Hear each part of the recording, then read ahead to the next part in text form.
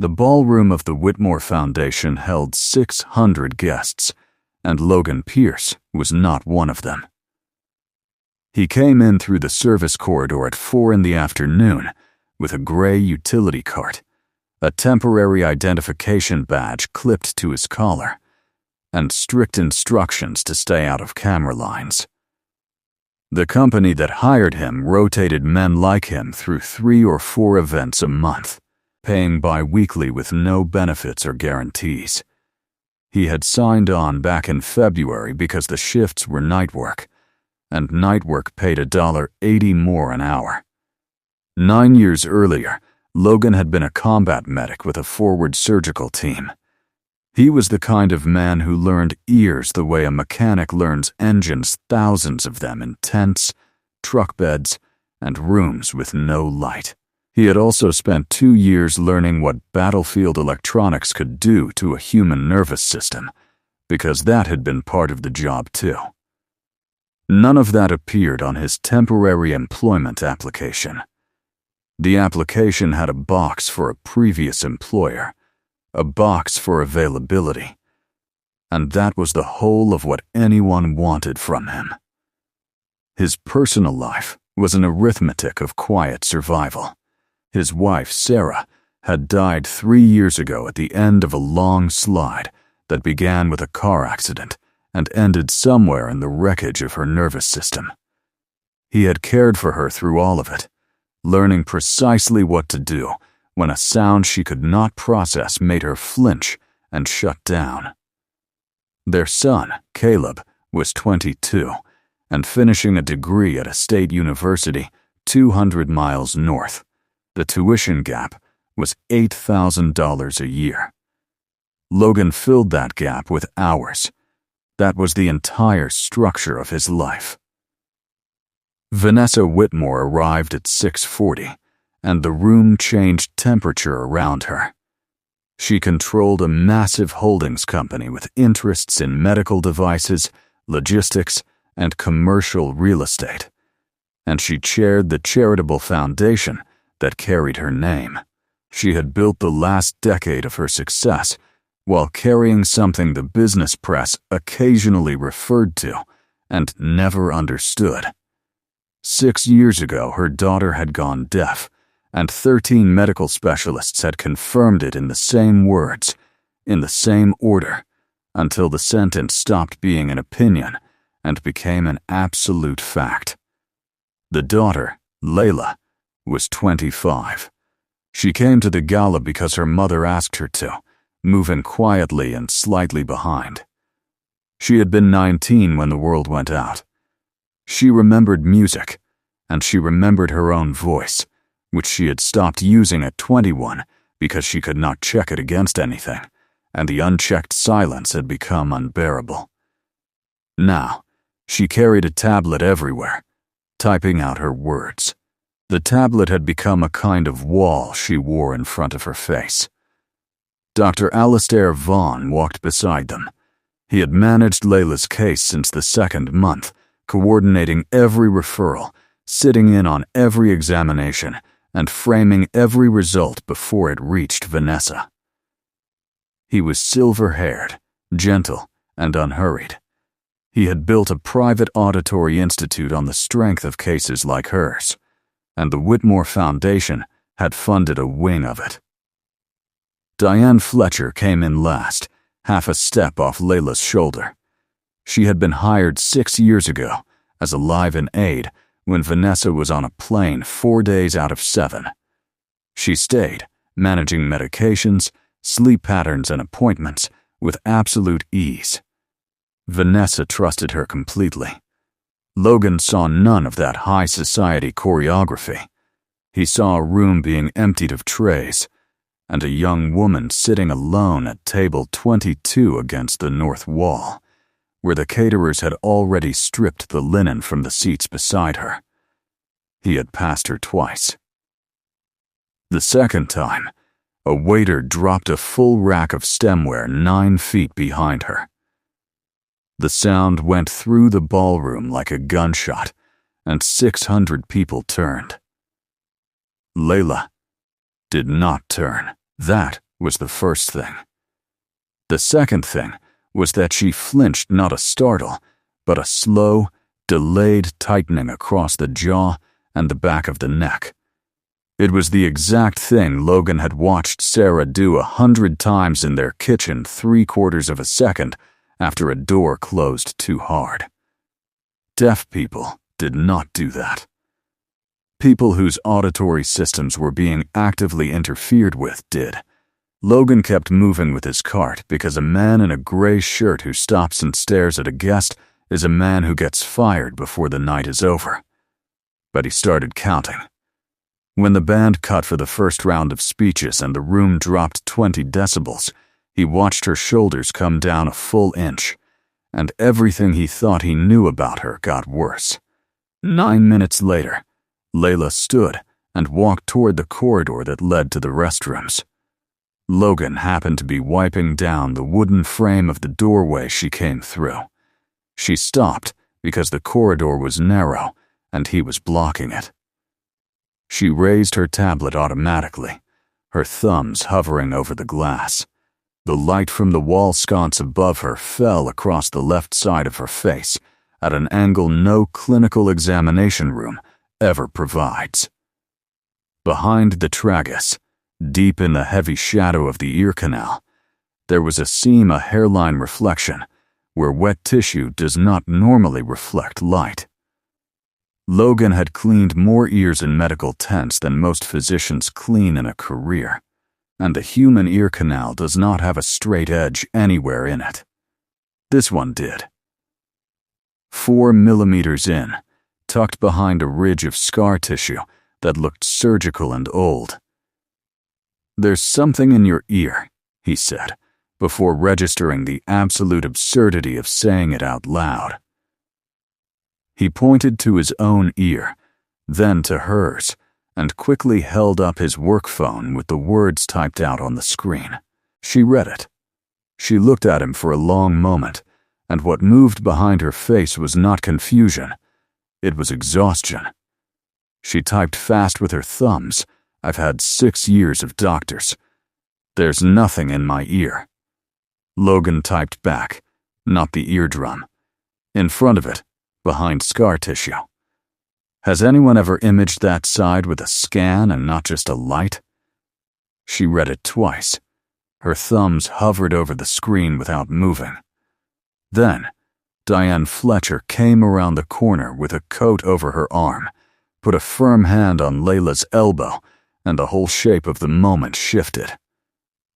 Fletcher looked at Logan's temporary badge, then at his cart, then down at the tablet, and steered Layla back toward the ballroom without a single word to him. Layla looked over her shoulder just once. Logan stood alone in the corridor with a rag in his hand and ran the arithmetic of his life again. $8,000 a year. A temp badge.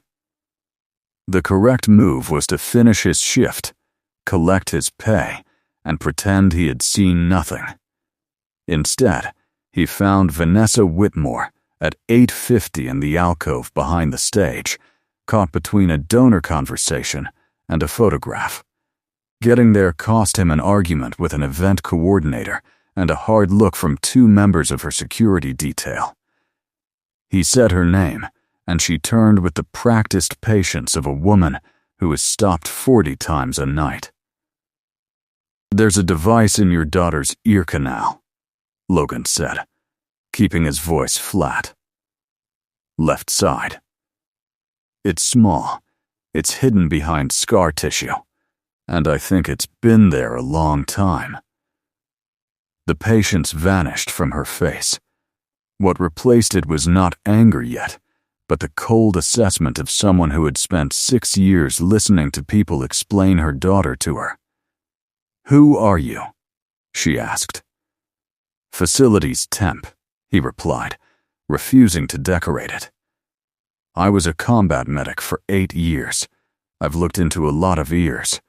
13 specialists have looked into that ear," she said, her voice dropping to a register that was much more dangerous than shouting. "Board certified, 2 of them at the best hospital in this state." Dr. Vaughn has managed the case personally since the beginning. And you looked into it for how long? In a hallway. About 40 seconds. Gregory Hale arrived at her right shoulder before she could answer. Board members materialize when a woman like Vanessa Whitmore is being detained by a man in a gray shirt. Hale had sat on the Whitmore Holdings board for 9 years and had a talent for appearing exactly when appearing was useful to him. Is there a problem here? Hale asked, already scanning the room for security. Logan understood he had 90 seconds before he was escorted out of the building. He stopped arguing and did the only thing left. He got specific. Ask her whether sound hurts, Logan told Vanessa, ignoring Hale entirely. Not whether she hears it, whether it hurts. Ask if it's worse in enclosed rooms. Worse when she's tired. Worse on the left. Ask if it started 3 or 4 months after whatever surgery left that scar, and not the same week. Because a congenital defect doesn't wait for a scar, and it doesn't hurt. Vanessa's face did not change, but she did not tell Hale to remove him. Congenital sensorineural loss is symmetrical, painless, and stable. Logan continued. She flinched at that glass rack tonight, 3/4 of a second late. On the left side only. Deaf people don't flinch late. They don't flinch at all. Something in that ear is producing an interference pattern strong enough to reach the nerve, and her body is registering it as pressure instead of sound. I've seen it in a field environment. It looks exactly like this. Hale laughed once, a short, dry sound. This is a janitor, he told Vanessa. I'm aware of what he is, Vanessa said quietly. She turned her head and found Layla across the room, standing near the doors with Fletcher's hand resting on her arm. Vanessa knew that posture. She had seen it in every photograph taken since the silence started. Dr. Vaughn scans her twice a year, Vanessa said. Then you have 12 scans, Logan said. Have you ever looked at one yourself, or has he always described them to you? She did not answer. Something in her silence felt like a drop in barometric pressure. Hale stepped in closer. Vanessa, there are 200 donors in this room. Let security handle this. Give me his badge number, Vanessa said. Logan handed the badge over himself because it was faster. She looked at it, then back up at him. Understand what you're doing. If you're wrong, you're not just wrong. You're a man who walked up to a stranger at a charity event and told her that 6 years of her life were a mistake. That has a cost to me, and to her. I understand. Then say it again. Knowing that there is a device in your daughter's left ear canal, Logan said, holding her gaze, and it has been there for years, and she is not deaf. At 7 the next morning, Logan was back at St. Aldwyn Medical Center in the same gray shirt, because it was the only clean one he owned. Marcus Reed, a 34-year-old specialist who had spent 2 years being politely wrong about the Whitmore case during a secondary review, met them in the imaging suite. He had been called at midnight and had not gone back to sleep. He pulled up the historical files, set the parameters side by side, and let Vanessa read them herself. The scan took 19 minutes. Reed did not describe the result. He turned the monitor around so Vanessa could read it with her own eyes. The object sat 4 millimeters into the left canal, seated against the anterior wall behind a shelf of fibrous tissue that had grown over and around it. It was roughly the size of a grain of rice, featuring a tiny metallic core, an inductive coil, and a housing shaped precisely to match the curvature of that specific anatomy. It appeared in none of the 12 scans in the file, because all 12 had been acquired at a slice thickness that stopped just 4 millimeters short of it, a slice thickness specified in writing, in Dr. Vaughn's own handwriting. Vanessa looked at the screen for a long time. She had built an empire on her ability to hold a number in her head and know immediately whether it was lying to her. She had never once applied that ability to her own daughter's file, because doing so would have meant treating 13 physicians as a set of claims rather than a wall of protection. She understood now that she had outsourced the only thing she was actually good at. Layla read the screen too. No one had to explain it to her. She had lived 6 years inside a diagnosis that never quite matched what her own body kept telling her, and she had learned to distrust herself because 13 people with credentials told her to do so.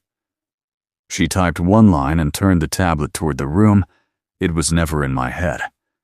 The surgery was scheduled immediately. Marcus Reed performed it himself, using a microsurgical approach through the canal. It took 2 hours and 40 minutes, most of that time spent meticulously dissecting the object free of the fibrous shelf. When it came out intact, he sealed it in an evidence pouch instead of a specimen jar.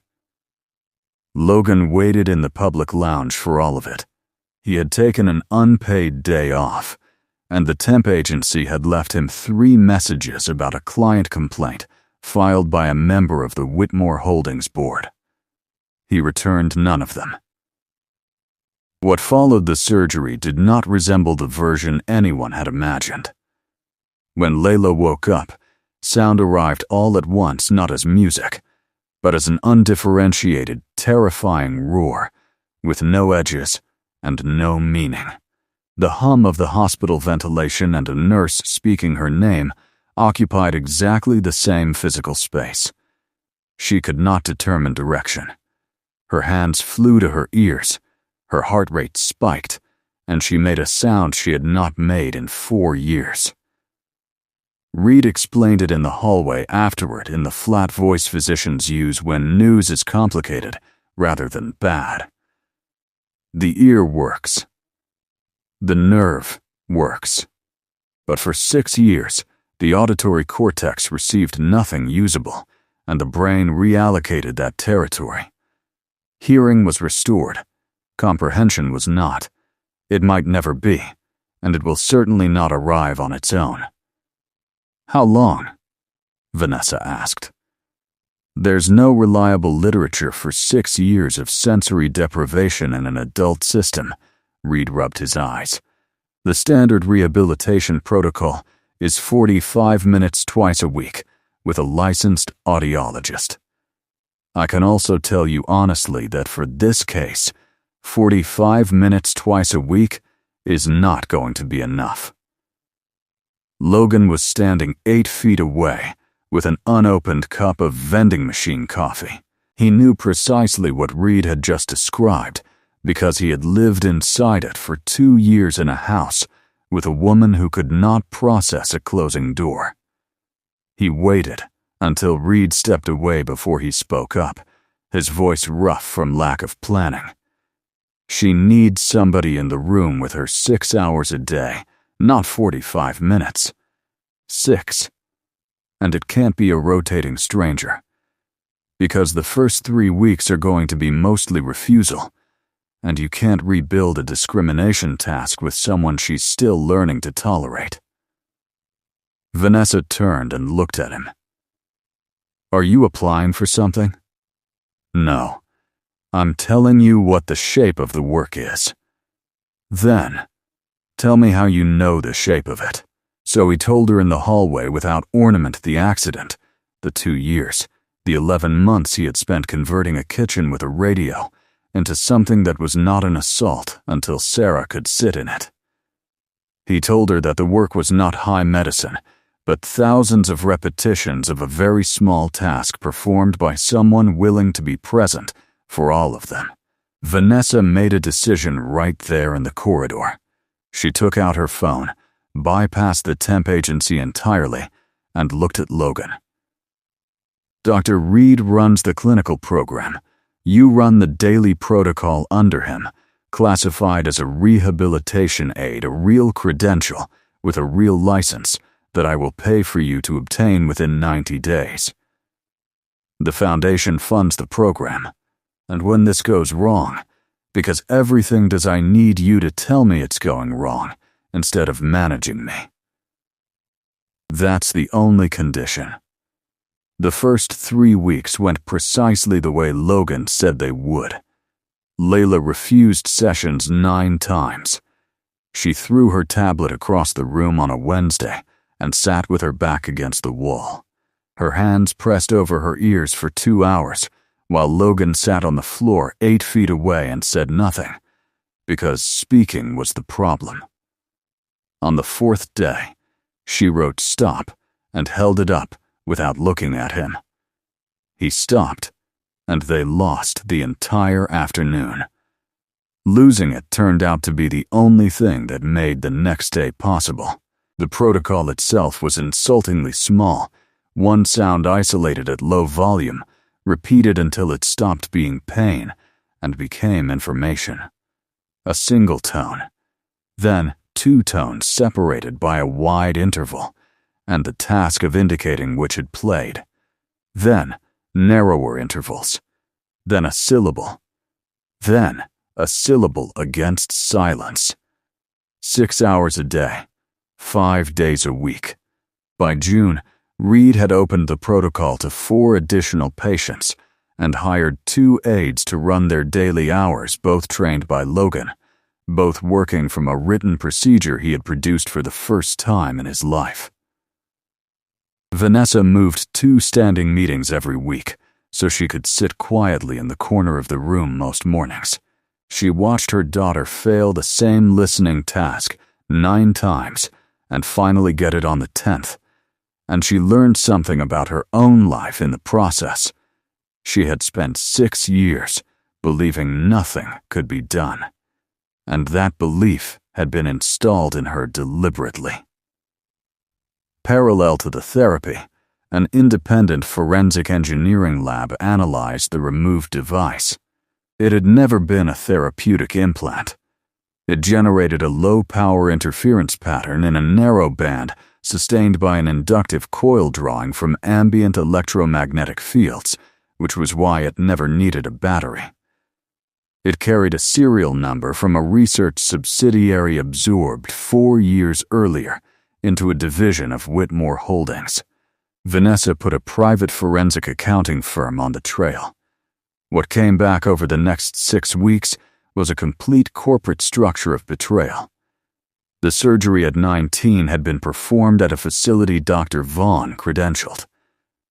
Diane Fletcher had been hired 10 days before that surgery on a board member's recommendation, systematically rescheduling scans to alter technicians and protocols.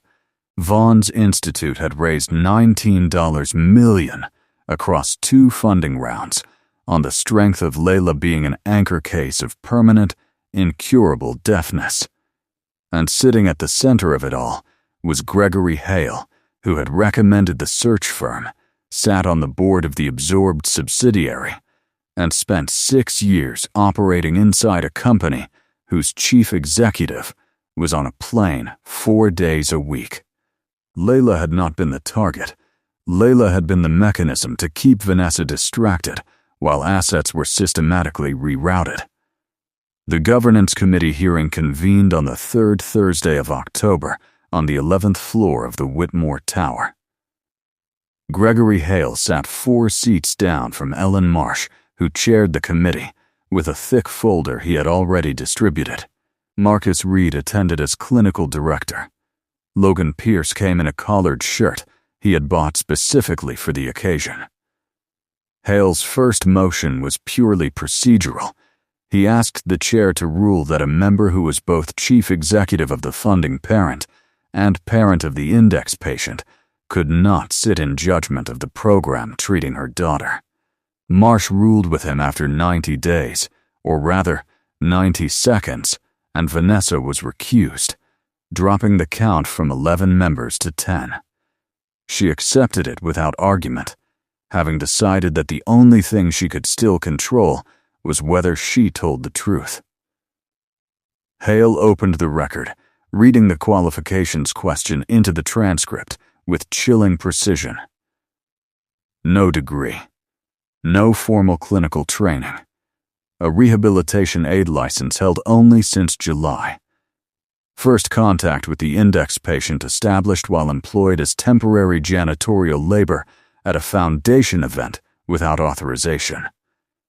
I'd ask the committee to sit with that last detail, not because I doubt his intentions, but because I want us to imagine reading it aloud in a deposition. Marsh turned to Logan. Mr. Pierce, do you dispute any of the facts as stated? No, Logan said. He set a simple cardboard binder on the table and left it closed. All of that is true. Then, what would you like the committee to consider? Logan slid the binder forward. 6 months ago, that space in our schedule was empty. It was empty for a reason that has nothing to do with competence. The standard of care is 45 minutes twice a week. Nobody in this field disputes that it's completely inadequate for adult sensory deprivation past 3 years. They only dispute that anyone can pay for the alternative. It's a scheduling problem that got reclassified as a clinical impossibility because calling it a clinical impossibility was cheaper. Marsh opened the binder. It held 128 working days of logs, every trial, every failure, time-stamped in Logan's handwriting and countersigned every other Friday by Reed. Reed stood up to present his assessment reports. He laid out formal instruments administered and scored by protocol. At the time of surgical removal, word discrimination was 0%. That's the floor. That's pure chance. At 90 days, 22%. At 180 days, 61% on the same instrument. The room went dead silent. There is no published series in adult auditory deprivation past 5 years, showing 61% recovery at 6 months, Reed added, his voice ringing clearly across the table. There is no published series at all. This is the series. Hale tried to counter that outcomes did not answer the exposure question, and that a good result obtained through an unqualified channel was still a violation of policy. That was when Vanessa spoke. She had been silent for 40 minutes. She ignored the neutral statement her general counsel had prepared for her, looking straight at the committee. I've been recused from the vote, and I accept that, Vanessa said. I'd like the minutes to show that what follows is offered simply as the parent of a patient. 6 years ago, my daughter went deaf, and 13 specialists confirmed it. I never verified a single one of those confirmations myself.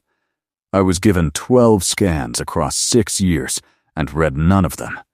I was told what they contained by the physician managing the case, and I accepted it because he had the credentials and I had a company to run. She paused, letting the weight settle over the mahogany table. There was a device in her ear canal for 6 years, manufactured to the exact curvature of her anatomy, generating an interference pattern continuously. Every imaging study she received was acquired at a slice thickness that stopped 4 millimeters short of it on a written specification in the handwriting of the physician who ordered them. I have the engineering report, and I have the files. Hale turned pale. This falls completely outside the scope of a competency review. It is the scope. Gregory, Vanessa said coldly. 13 qualified people looked at my daughter for 6 years and produced nothing. A temporary janitor looked at her for 40 seconds and was right. Marsh called the roll for the vote. After 6 names, it stood 4-2 for suspension, with 4 members remaining who had previously aligned with Hale. At that exact moment, Layla, who had been sitting quietly against the back wall, stood up. She was not holding her tablet. "Mama," she said. It came out slightly too loud, a little flat, but completely unmistakable. It landed squarely in a room that had spent the last hour arguing about whether the process that produced it had been properly documented. Vanessa put a hand over her mouth, unable to say a word. Marsh looked down at the remaining uncast votes. The last 4 members immediately voted against suspension, failing the motion 6-4. Epilogue. The sound of meaning within a month. The structural house of cards collapsed entirely. Dr. Vaughn's medical license was suspended pending criminal proceedings for intentional medical concealment. Diane Fletcher faced charges for conspiracy, and Gregory Hale resigned from the board in December under the crushing weight of impending shareholder lawsuits and federal fraud investigations. The rehabilitation program was permanently enshrined as a foundational institution, with Marcus Reed as clinical director and Logan Pierce officially named program director for rehabilitation, a title that had to be custom written into the foundation's schedule because it had never existed before. By the following summer, the program had expanded to 9 dedicated treatment rooms operating from the manual Logan had written. Layla's word discrimination score crossed 78%, and her own natural voice returned across 18 months of patient, agonizing reconstruction. She enrolled in university courses using a transcription service, and she finally stopped carrying her tablet as a defensive wall, treating it instead like what it was, a simple tool. On a bright October morning, exactly 1 year after the battle in the boardroom, Logan stood at the back of the newly opened permanent wing. He held a paper cup of coffee, watching 2 new rehabilitation aides learn how to chart whiteboard data correctly. Across the room, Layla stood at a podium speaking to a gathering of 60 families without notes or hesitation. She dropped a word, stumbled slightly on a consonant, and kept right on talking without missing a beat. Logan took a slow sip of his coffee, thinking back to the service corridor, the gray utility cart, and 40 seconds of observation that nobody else had bothered to make. Credentials could build walls, and titles could protect empires. But at the end of the day, human survival still came down to something much simpler. Someone willing to stay in the room, pay attention, and refuse to walk past the truth. Thank you so much for watching today's story. If this video touched your heart, don't forget to hit that like button, share it with someone who needs to hear it, and subscribe to Solo Dad Stories for more touching tales about family, dignity, and second chances. Let us know in the comments below which moment stayed with you the most. We'll see you in the next video. Take care.